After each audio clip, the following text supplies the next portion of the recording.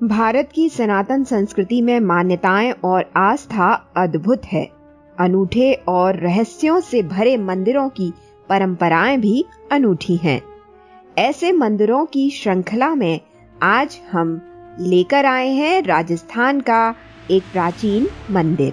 ऐसा मंदिर जहां चूहों की पूजा भी की जाती है। चूहों की झूठन के प्रसाद को पाने के लिए भक्तों में होड़ लगती है।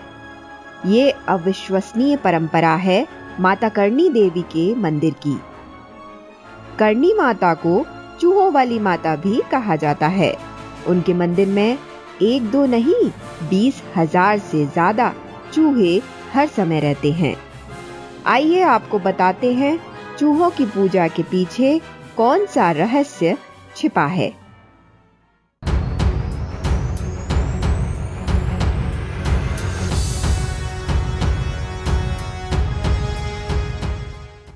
करणी माता का ये चमत्कारिक मंदिर राजस्थान के बीकानेर से 30 किलोमीटर दूर देशनोक शहर में स्थित है।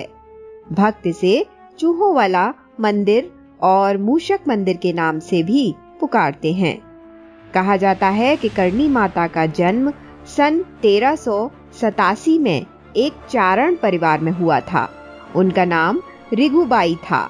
उनकी शादी साठिका गांव के किपोजी चारण से हुई थी, लेकिन कुछ समय बाद ही उनका मन सांसारिक जीवन से ऊब गया। उन्होंने किपोजी चारण की शादी अपनी छोटी बहन गुलाब से करवाकर खुद को माता की भक्ति और लोगों की सेवा में लगा दिया।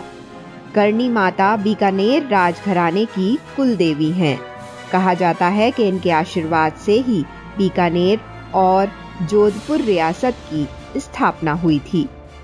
करणी माता 151 साल तक जीवित रहीं।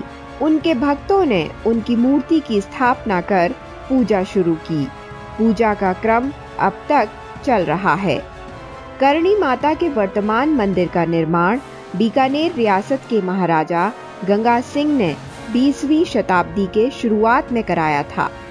वर्तमान में जहां ये मंदिर बना हुआ है, वहां पर एक गुफा में करणी माता अपनी इष्ट देवी की पूजा किया करती थी।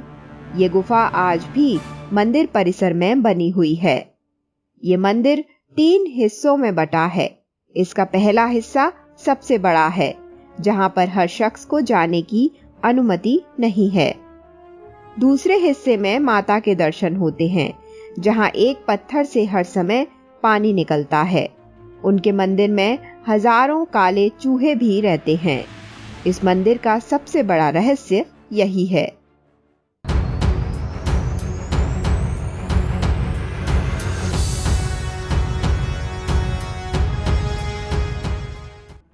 करणी मंदिर में रहने वाले चूहों की संख्या 20,000 से अधिक है। इन चूहों को काबा कहा जाता है। माता से मनोकामना मांगने वाले भक्त इन चूहों की भी पूजा करते हैं। मंदिर में चूहों को बाकायदा भोजन कराया जाता है। इनकी सुरक्षा भी की जाती है। यहाँ इतने चूहे हैं कि भक्त अपने पांव घिसटकर चलते हैं, जिससे किसी चूहे को चोट ना पहुंचे। चूहे पर पैर पड़ना अपशकुन माना जाता है। मान्यता है कि यदि एक चूहा भी किसी भक्त के पैर के ऊपर से गुजर जाए तो उस पर देवी की कृपा हो जाती है। इन हजारों काले चूहों के बीच सफेद चूहे का दर्शन होना दुर्लभ माना जाता है। रहस्य की बात यह है कि ये चूहे बिना किसी को नुकसान पहुंचाए मंदिर परिसर में दौड़ते भागते और खेलते रहते हैं, लेकिन मंदिर के बाहर ये कभी नजर ही नहीं आते। मंदिर में रहने वाले चूहों की अपनी विशेषता है। सुबह 5 बजे मंगल आरती और शाम 7 बजे संध्या आरती के समय सभी चूहे अपने बिल से बाहर आ जाते हैं। माँ को जो प्रसाद चढ़ाया जाता है उसे पहले चूहे खाते हैं, उसके बाद उसे भक्तों के बीच बांटा जाता है।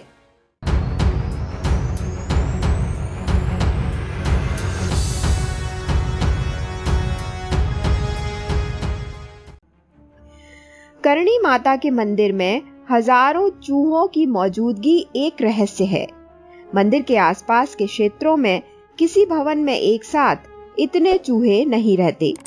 चूहों की मंदिर में मौजूदगी को लेकर कई कथाएं प्रचलित हैं। भक्तों की मान्यता है कि मंदिर में जो भी चूहे रहते हैं वो माता की संतान हैं। एक कथा के अनुसार एक बार करणी माता का सौतेला पुत्र लक्ष्मण कोलायत में स्थित कपिल सरोवर में पानी पीने गया था। वहां उनकी डूबने से मृत्यु हो गई।